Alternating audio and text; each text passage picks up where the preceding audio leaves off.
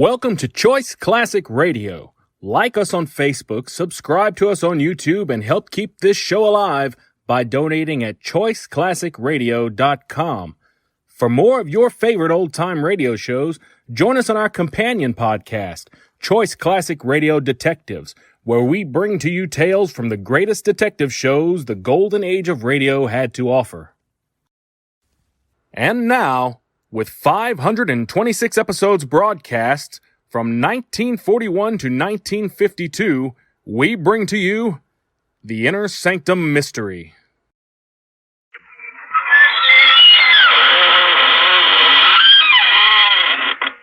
Good evening, friends of the Inner Sanctum. This is your host to welcome you through the squeaking door.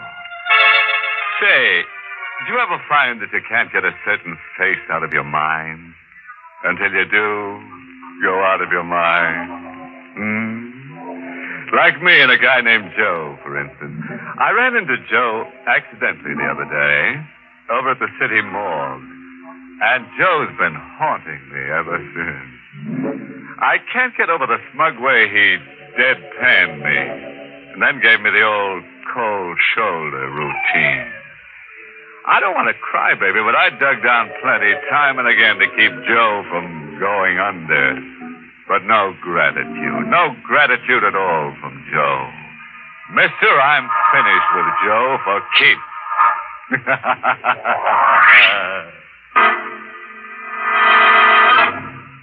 Tonight's Inner Sanctum Mystery, Murder Takes a Honeymoon, was written by John Robert and stars Everett Sloane in the role of George, with Ann Shepard as Mary. And now for tonight's free lesson in how to improve your screen. Ever get that folksy, woodsy feeling until you're in an absolute frenzy to get away from it all and go native? Well, our honeymooning couple tonight got the urge until they found that living in the country was simply murder. To rhyme it, our twosome found it positively gruesome. Stand by and we'll demonstrate. We're on a milk train somewhere in the east, puffing through the rock and rubble of desolated whistle-stop country. The yellow train lights blink eerily. The hour is sometime between night and morning. One car holds just a young couple. They huddle closely, half asleep, as the train groans into another of its interminable stops. Ravenwood! Entering Ravenwood! Let's stop Lewiston! Ravenwood! George, I heard him say Lewiston. No, Ravenwood. Lewiston's next. Oh, there must be a million of these one-horse towns. What's eating you, Mary? Oh, you look like you've just been declared an orphan. I feel like an orphan, George. Cold. I'm hungry. So far from home. We're heading home, kid. At the next stop, there's a farm. More land than you can cover in a day, and it's all yours. Wedding gift from me to you. I'm sorry, but the country's not for me. I'm a big city girl. Ah, give it a try, huh? Come on, smile. George, I'm frightened. Of me? I don't know. You've suddenly changed. Buying a farm, packing up without warning, and leaving New York. And all in such a hurry. I'm impulsive, kid. That's how I married you, remember? I dated you blind, waltzed you around once, and boom, on an impulse, I hustled you to City Hall. I bought the farm the same way. The way it happened, it's as if you were running away from something. Running to something, kid. I'm tired of the creeps and the phonies and the crumbs. I'm tired of stale beer, cheap movies, and crowds. Okay, skip it. I'm thirsty. You want me to fetch you a drink? No, thanks. All right, I'll be back in a minute. George! George! Hey, what kids? George! Hey, you got the jitters. There was a hand out there in the darkness, reaching toward me through the window. Oh, kid, your imagination's gone crazy. You're overtired. George, look. What's that? An envelope. Someone dropped it on my lap. It fell to the floor. Give it to me. What does it say? A crank note. Some country idiot's playing black hand. Let me read it. We don't like strangers in Lewiston, especially New Yorkers. Better be smart and read the train schedule back. There's a return train schedule attached to it. Oh, you look as if you're already on that train back. You scare easy, huh? How did anyone know we were coming? Well, that's easy. The real estate man who sold me Rain Tree Farms no doubt stuck the item in the local papers. Ah, come on. Shrug it off as a crackpot practical joke. A joke? You really want me to believe that someone drove 10 miles in the middle of the night to warn us off? Just to be funny? I'm laughing.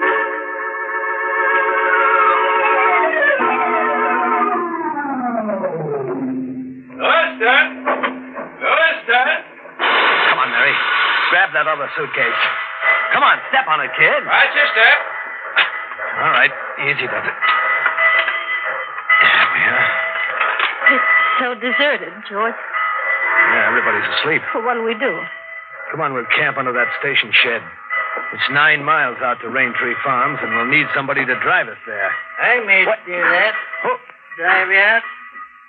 Been waiting half the night for you. who are you? Ben Myers.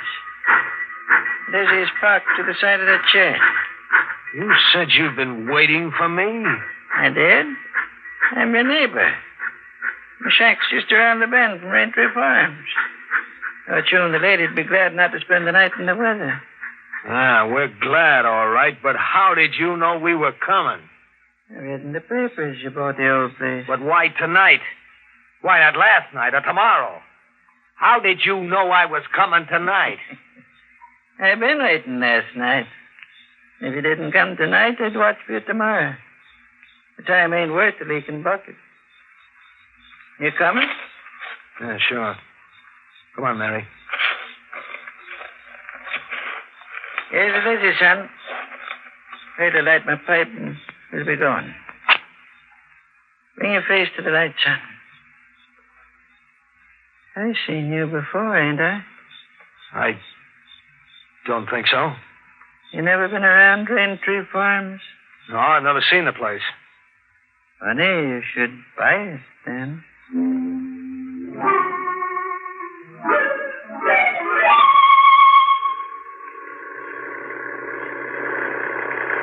Nobody's tried living in Rain Tree Farm now in 2 years. Why? Some say that it's haunted. Some say there's a black curse on the house. You keep asking questions, kid. He'll have you seeing ghosts coming out of the chimney. Not ghosts, son, but corpses. Corpse. The last couple that tried living in Rain Tree Corners lay dead in the parlor floor. I seen them with my own eyes. Dead. Nobody ever found out what killed them. Another mile to Rain Tree Farms, folks. Go on, kid. Grab yourself 40 winks. I can't. I daren't close my eyes. George, what was that? Stop the car. It was a bullet. Someone took a pot shot at me. Missed you by inches. Check. Almost a bullseye. Somebody's no slouch with a rifle. What's the angle on this, Myers? Can't say. Except that shooting comes naturally to these parts. This is hunting country. In the middle of the night, in the dark? Oh, night's light enough for shooting. Folks around here'd rather shoot than sleep. I'm not swallowing that. Somebody tried to kill me. That's a pretty big idea, son. Yeah, well, the idea's even bigger.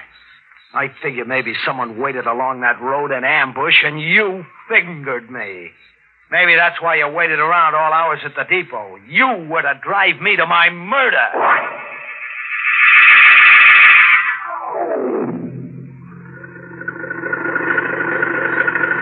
There we are, folks. Rain Tree Farms. House is up that walk. All right, hand me the luggage, Mary. Yes. Thanks for the lift. Your young man ain't thanking me. His head's busy turning with big ideas. Goodbye, son. I'll be coming around, maybe. With some more of your big ideas. Look, if I ever see you around here, I'll shoot you full of holes on sight for trespassing.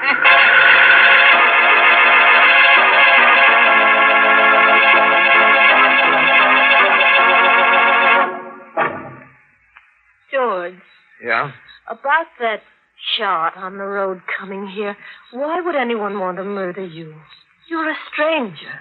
To keep me away from Raintree Farms, I guess. So why, if you own it? Why is a big letter, kid?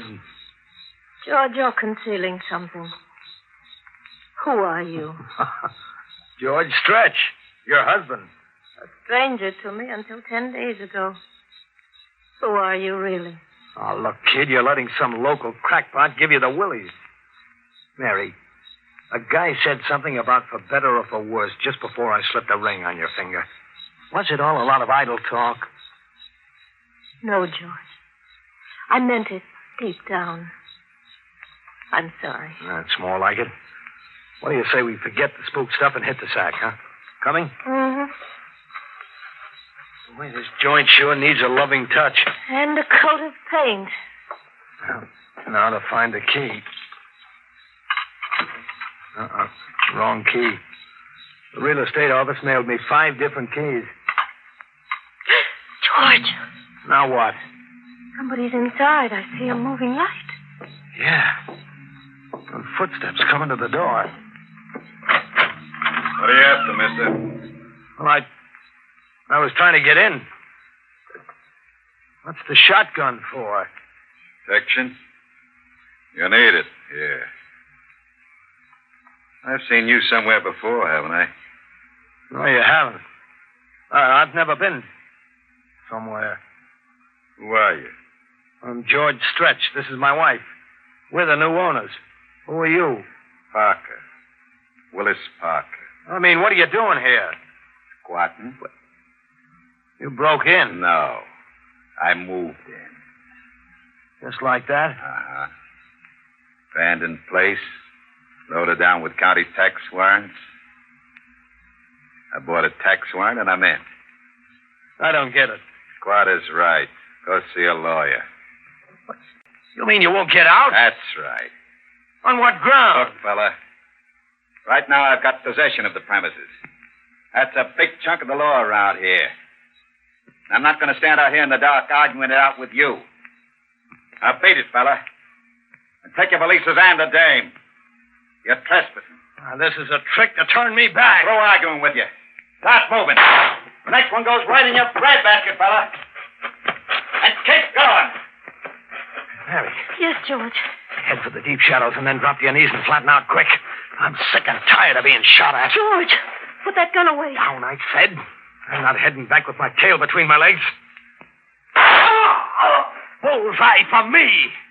Who was it that said this was a shooting country?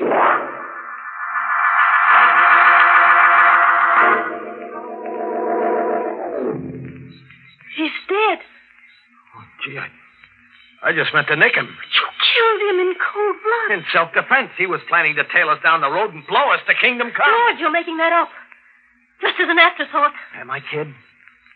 Who do you suppose took that shot at us driving up here? And that couple found mysteriously dead, the couple old Myers mentioned. Who do you suppose killed them? I want the whole truth. Why were you marked for murder? I said why was a big letter.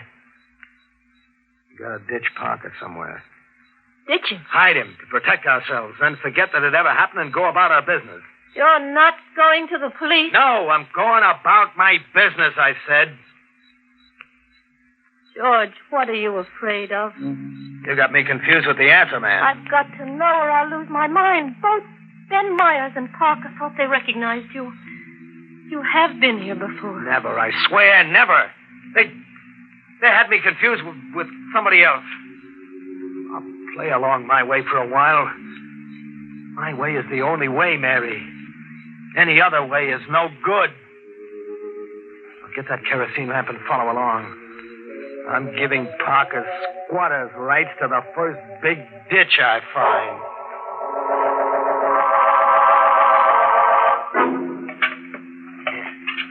He'll stay put now.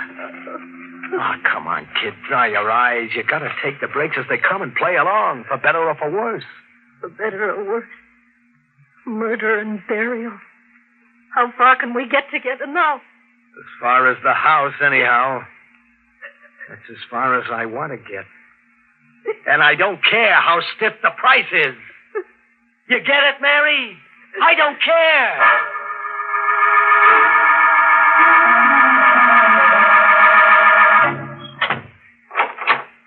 All right, now set the lamp on that table, Mary. And stop staring at me as if I were some kind of a man-eating monster. You're getting on my nerves. I'm sorry, George. All right, that's better. Look around you. What do you see? The room is a wreck. Check and double check. The paneling's ripped out. The floorboards are up.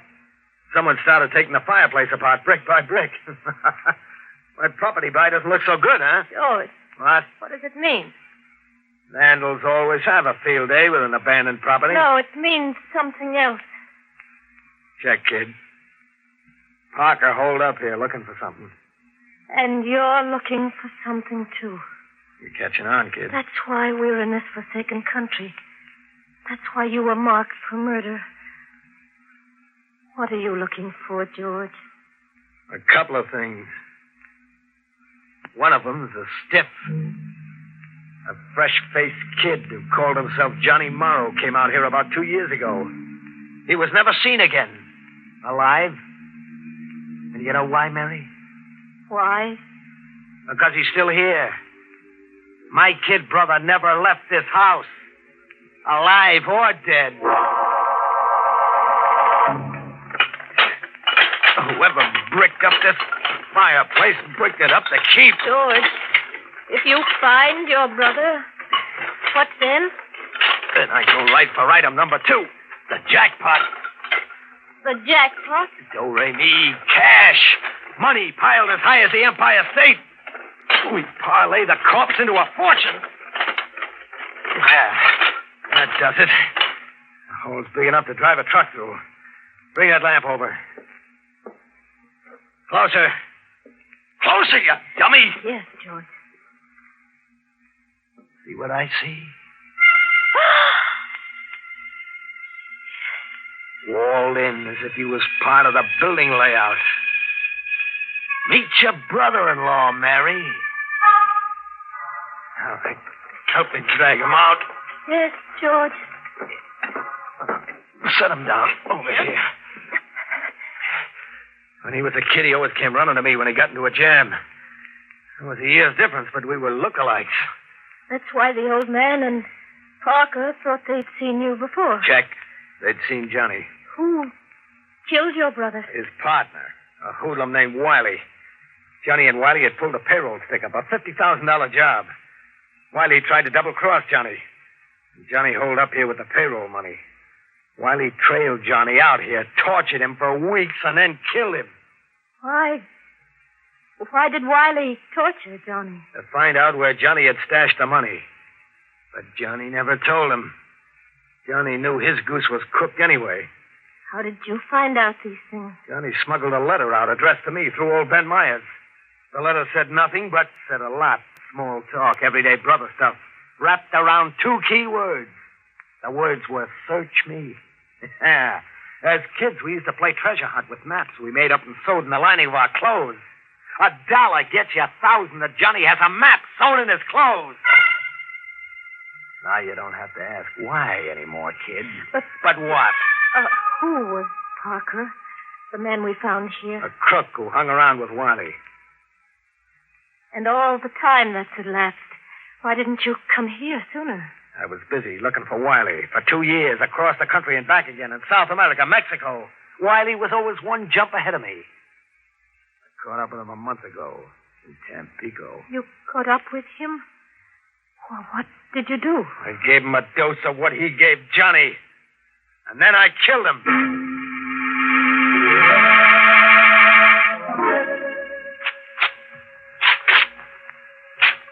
You'd have lost that $1 bet, kid.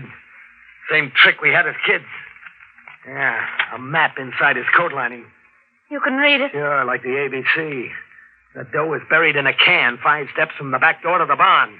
The dough is practically in my hand. George, you'll have to give the money back. Back? Huh? And give myself up with it, huh? Yes, if you can find the courage. And tell Johnny he died like a chump for nothing. And tell myself I was just a sentimental sap dogging it after Wiley right into Tampico. And maybe get down on my knees in front of that ditch out there and apologize to Park if I haven't put a slug in him. George, out of your mind. Out of my mind if I listen to you. I'll lend a hand. Grab Parker's shotgun and watch for intruders while I dig that can up.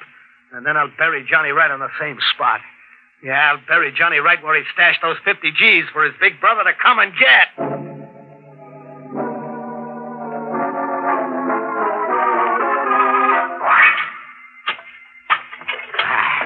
That wink is the jackpot. Like music, eh, Mary? Listen to it. Now, look. You see the money, Mary? Green as grass, just as I dreamed of it for 2 years. Just as Johnny and I dreamed of it as kids. Green money, green as grass. And nothing under 100. You ever see a bankroll with nothing under 100 before, Mary? Did you? No. Just as I can recollect, I neither, son. What? I seen small change. $5 bill once. I never seen 100 before. What are you doing here, Ben? Rejoicing with you, son. I've been waiting and watching a long time for one of you to find that money. But I knew it was hid somewhere around here. And I'm an old man. There ain't much time for me to enjoy my share. How much is your share? I was calculating on a quarter, maybe. And I saw you put Parker away. Right now I'm calculating on, say, half.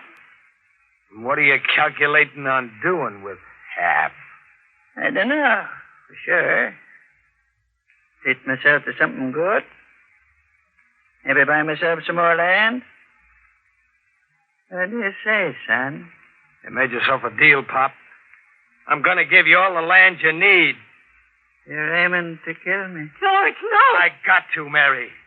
I'm not killing you, old man. When you came visiting just now, you committed suicide. Get up against that tree and turn around. Maybe if I go back to calculating a quarter? I said you committed suicide. I'll bury you with $100 bill in your hand so you can treat yourself to something good where you're going. Ready? I said you was a winner, son. Guess I'm a loser. So long, sucker. Oh. Mary, you fool. You shot me. I had to do it, George. I had to save you from yourself. Silly fool. I was going to make you a queen. No, George. It wouldn't have been that way. After Ben, you would have had to kill me. You see, no power on earth would make me go your way. And no power on earth would make you go mine. You saved my life, Mom. How can an old idiot ever thank you? By going to the police. My husband has a confession to make.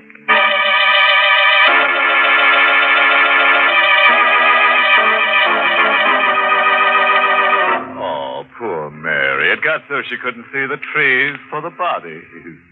You know, until tonight, I thought only Santa Claus came through the fireplace. Well, I guess everybody's doubling up everywhere nowadays. Like George. Mary's bullet left him doubled up.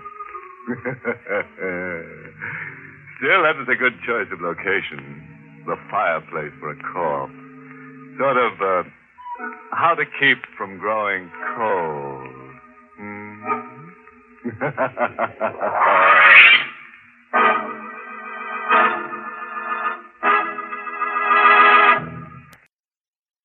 That concludes today's episode. We'd like to thank you and remind you to donate at choiceclassicradio.com. Remember, your donations make episodes like this possible.